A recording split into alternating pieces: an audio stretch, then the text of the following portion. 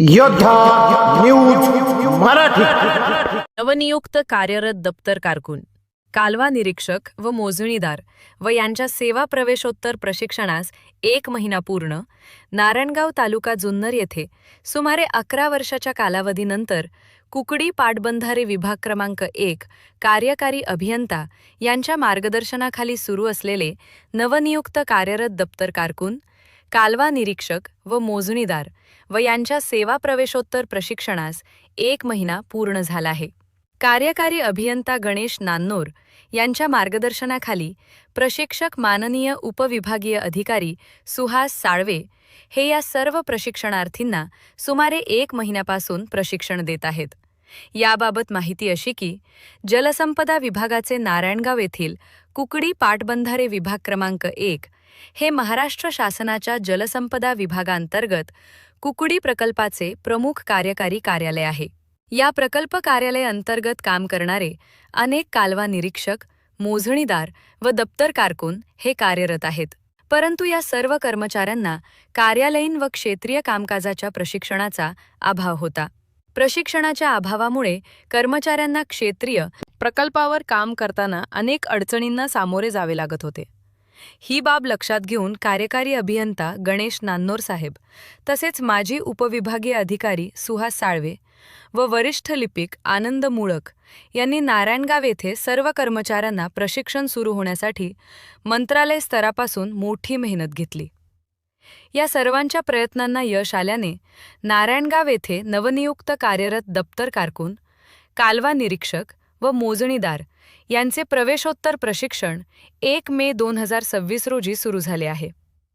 या प्रशिक्षण कालावधीत कर्मचाऱ्यांना जलसंपदा विभागाचे कायदे व नियमन 1976 व 2005 चे जलसंपदा विभागाचे सर्व कायदे व त्यांची अंमलबजावणी, अभियांत्रिकी तत्त्वे व माहिती, यामध्ये अभियांत्रिकी संकल्पना, साहित्याचे गुणधर्म, विविध प्रकल्पांची माहिती, देखभाल व दुरुस्ती, लेखा व कार्यपद्धती, यामध्ये आस्थापना कामाचे स्वरूप, तपशीलवार लेखी व हंगामाचा हिशोब, विविध अहवाल तसेच सिंचन व्यवस्थापन मूलतत्वे व कार्यपद्धती, सर्वसाधारण पद्धती आकारणी, मोजणी क्षेत्र व पाहणी, सिंचन क्षेत्राची मोजणी, प्रमाणबद्ध आकृत्या इत्यादी सर्व अभ्यासक्रमाचे प्रशिक्षण दिले जात आहे. जलसंपदा विभागात महाराष्ट्रातील विविध क्षेत्रांमध्ये शाखाधिकारी ते उपविभागीय अधिकारी म्हणून उत्कृष्ट काम केलेले माजी उपविभागीय अधिकारी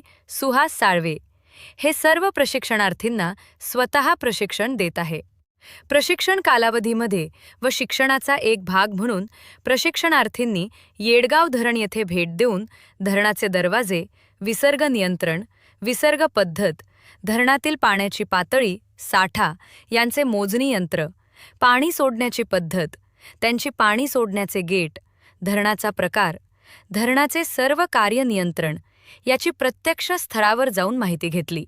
तसेच मंगळूर पारगाव येथे कुकडी कालव्याला प्रत्यक्ष जाऊन पाहणी करण्यात आली. कालव्यातून वाहून जाणारे पाणी, अतिवाहक, चाऱ्या, कालव्यातील भरावा, फॉल्स आउटलेट, चूट, चाऱ्या व पोटचाऱ्या यांची माहिती घेऊन CTF द्वारे पाणी मोजण्याची यंत्रणा यांची पाहणी केली.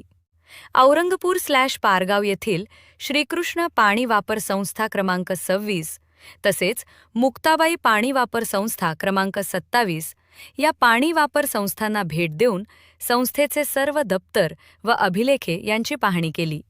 सर्व प्रशिक्षणार्थींना ग्रामपंचायत पारगावतर्फे आळे, तालुका जुन्नर येथील ग्रामपंचायत सभागृहात सक्षम पाणी वापर संस्था या विषयावर सुभाष अण्णा झिंजाड यांनी मार्गदर्शन करून पाणी वापर संस्था त्यांचे कार्य, पाणी वापर संस्थेमार्फत शेतकऱ्यांना कसे पाणी दिले जाते, तसेच पाणीपट्टी कशी वसूल केली जाते, पाणी वापर संस्थेचे महत्त्व काय आहे या सर्वांची बहुमूल्य माहिती दिली.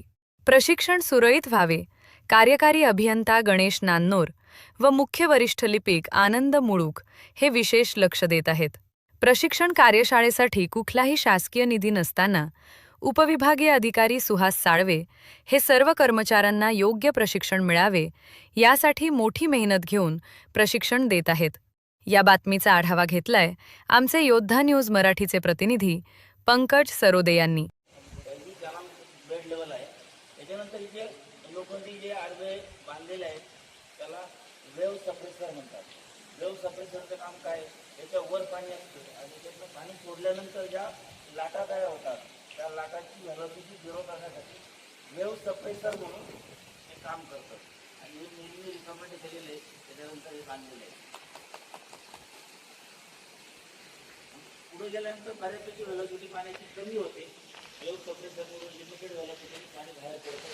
बाहेर पडण्यासाठी पुढं हा आपला किती भागात आली असते पाणी जातं. परंतु त्या पाण्याची व्हेलॉसिटी आपली 35 थोडीफार जास्त असते. तर आपलं पहिले किती 35 होतं किलोमीटर 5 मध्ये. पुढं मग आपण 5 मीटर आहे. असे 11 दरवाजे 157 मीटर लांबीचा स्पिलवे आहे. त्याच्यातून 3846 कुमेक्स एवढा डिस्चार्ज पास होऊ शकतो. किती इमर्जन्सी आली, किती पाणी आलं होऊ शकतं.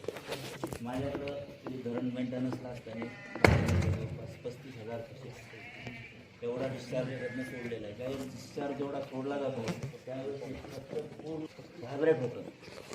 ट्रेन कशी चालते त्याप्रमाणे व्हायब्रेट होतं. त्याच्यावरती एवढा लोड येतो. लोड याचं कारण म्हणजे सर्व बेटवरती सारखा पाणी